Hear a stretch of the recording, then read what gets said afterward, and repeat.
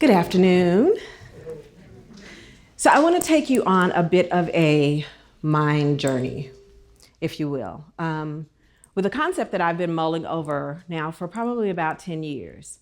It started with a traumatic experience that I had back in 1999. So Mark Twain says that the two most important days of your life are the day that you're born and the day you find out why. January 12th, 1999 was the day that would introduce me to the purpose and the reason for me being born. It started out like any other day. An afternoon where I was preparing to go pick up my preteen daughter, at that time I believe she was 11 years old, from her after-school program at the local community center. On my way out the door, I just decided to check the mail as I normally do. Stop at the mailbox and I'm flipping through as normal, bunch of bills, catalog, circulars, flyers, Fredericks of Hollywood catalog.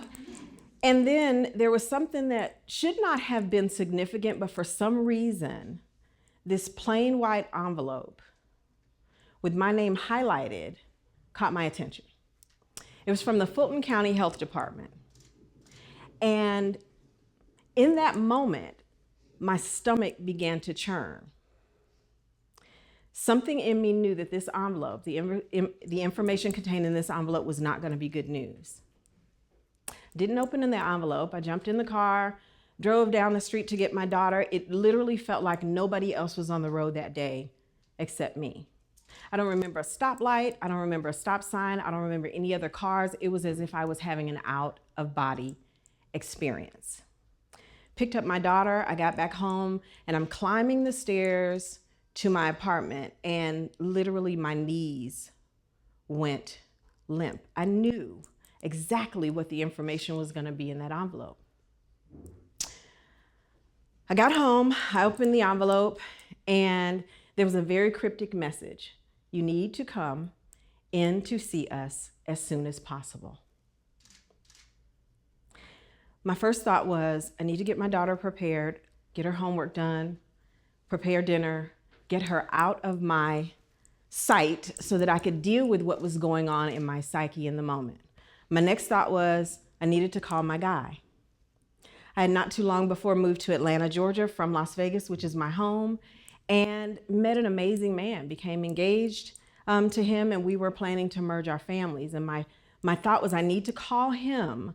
I don't know how he's going to respond to what I believe this information means. He had just gotten to work. He was in an upper management position, and my message to him was very cryptic. I just need you to come home.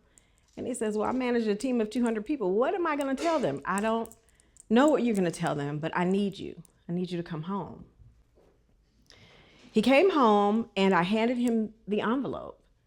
And he says, well, all it says is they need you to come down to see them. What do you think it means? Because of some work I had done previously here in Las Vegas for a local AIDS organization, I knew that the letter meant that I had tested positive for HIV. That's the information I shared with him. And for the longest time, there was a moment of silence. And in his infinite wisdom, he looked at me and said, well, can we pray for herpes? Yeah. So needless to say, the next day, he and I both went down to the Fulton County Health Department, and I found myself sitting on the side of the table that I used to, on the opposite side of the table from that which I used to sit. I used to work for AFAN. I did outreach and education, and I was the person that would often sit on this side of the table and share the information with someone who had tested positive for HIV. I was the person that would stand with them in the midst of their deepest pain, the deepest shame, and the greatest fear as they had to share that information with their family. And here I was sitting on the side of the table. And she looked at me and she said, what do you think this means? I said, sister, I already know. I know exactly what it means.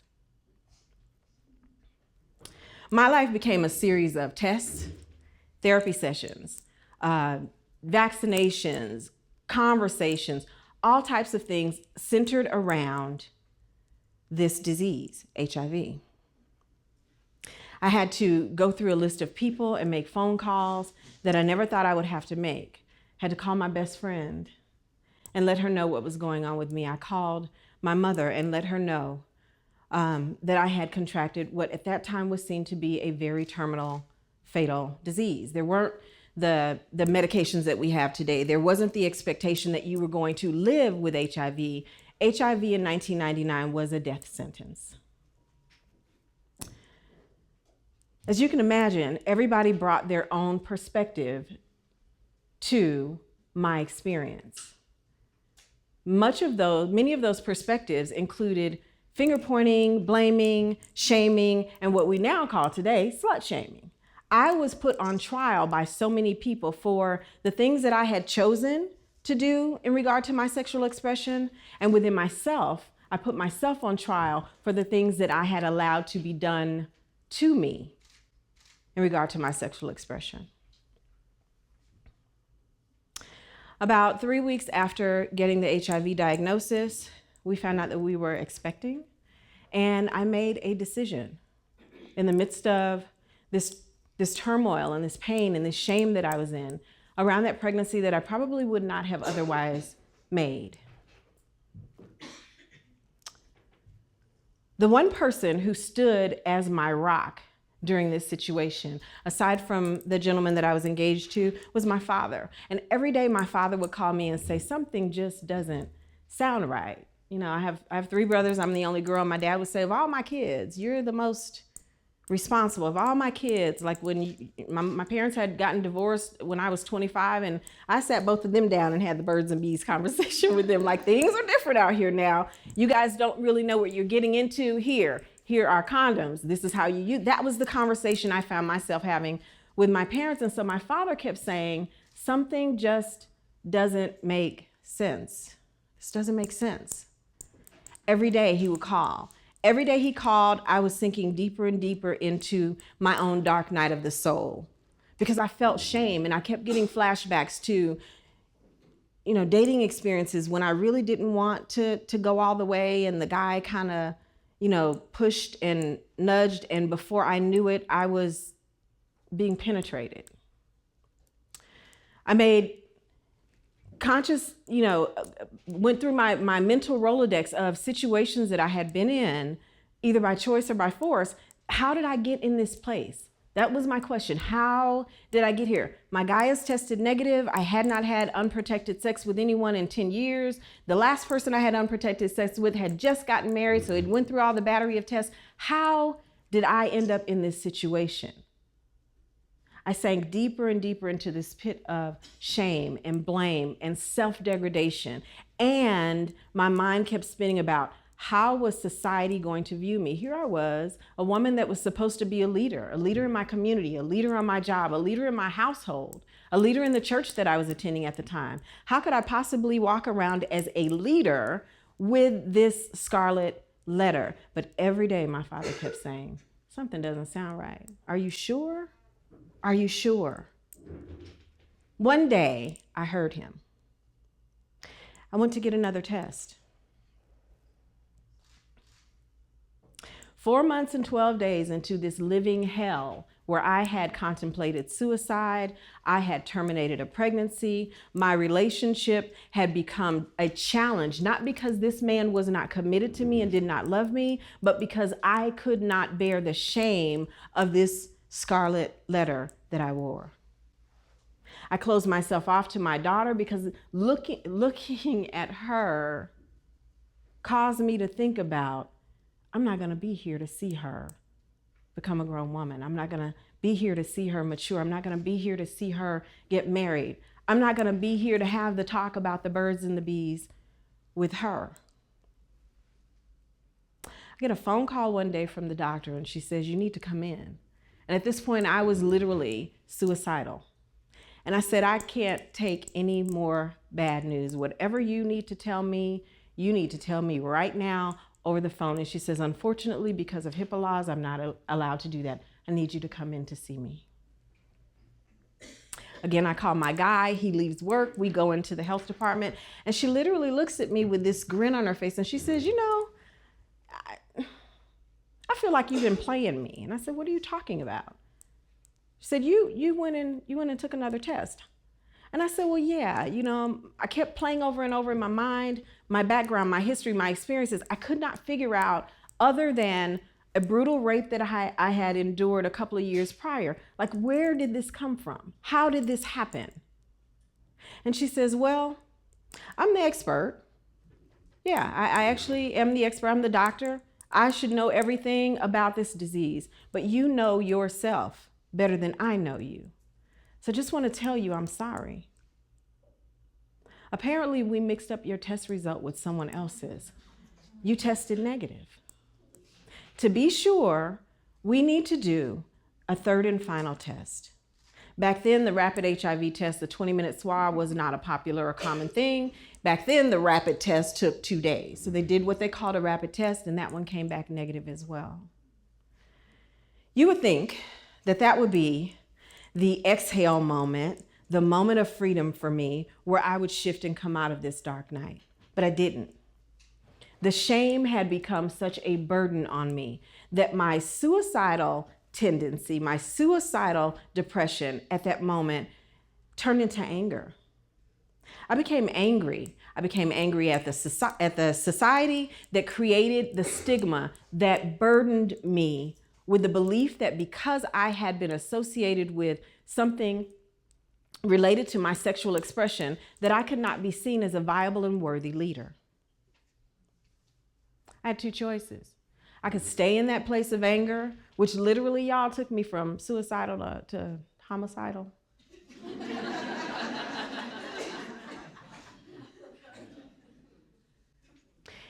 Every time I say that, people laugh, but I'm so serious. I found myself sitting with a group of friends one day, and this was right around the time in Atlanta when a young man had gone into an office building, and he had literally gone postal, and they were talking about it like, oh my God, that's so sad. And I said I could see myself doing that. And in that moment, I knew that I had to go get a different kind of help. I had to find healing. I had to locate the place within myself that allowed myself to believe that because of something that I had either chosen to do in my sexual experience and sexual expression, or something that had been done to me, that I took on the burden of shame that allowed me to believe that I was not worthy, as a woman, that I wasn't worthy as a leader, and that my sexual expression, my choice to revel in my sexual expression, was not mine to own. It took me on a deep vision quest. I studied everything from religion to science, cosmology to metaphysics. I studied every religion you could think of. I went into the goddess tradition, Tantra. I studied everything because not only did I want to understand how something so beautiful, something that is the seat of every one of you sitting in this audience, something that each and every one of your parents obviously did, or we wouldn't be here, had become such a dirty, nasty, vile, and ugly thing when it was related to women. See, we live in a society that teaches boys to unapologetically, voraciously pursue sex as an example of their leadership and power, while simultaneously teaching girls that to express their sexuality depletes and diminishes their ability to lead and be powerful. If you do not believe me, take a look at Monica Lewinsky. Here's a young woman that at the age of 22 made a poor decision. None of us will dispute that. But many, many years later, this woman was suicidal, had to leave the country because of the stigma that is attached to her, while the gentleman that was involved with it can get $1 million check stroked for him anytime he does a keynote speech. Let's look at Anita Hill. As I was preparing for this talk, sidebar, I have a 26-year-old daughter. I mentioned Anita Hill, and she said, I don't know anything about this.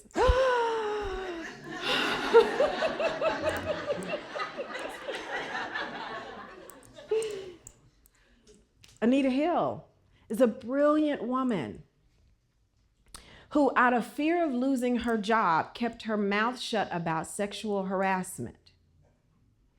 And to this day, many of us, including my 26-year-old daughter, did not know much about her story. We don't know the impact that her trauma during the Clarence Thomas hearings has afforded us the opportunity to go into jobs as women and not be harassed because of something we wear to work, or not have to put up with somebody's unwarranted sexual advances.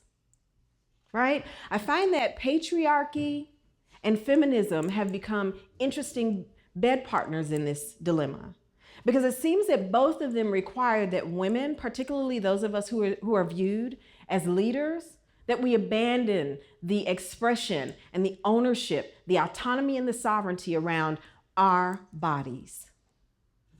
Right? You got to choose, like Jessica said, you have to choose sometimes whether or not you're going to stand over here in the feminism column and abandon anything around your sexuality, your body, the expression of your sexuality and pleasure, or you got to stand over here and be called all kinds of names and labels and identified in a way that depletes your ability or diminishes your ability to be seen as a leader. I'll give you a modern day example. Beyonce. I see Beyonce as a brilliant businesswoman who lives in a society that capitalizes on the sexual expression of women. It seems that when a man puts a woman on a stage and says, this is what you do to gain power, it's cool.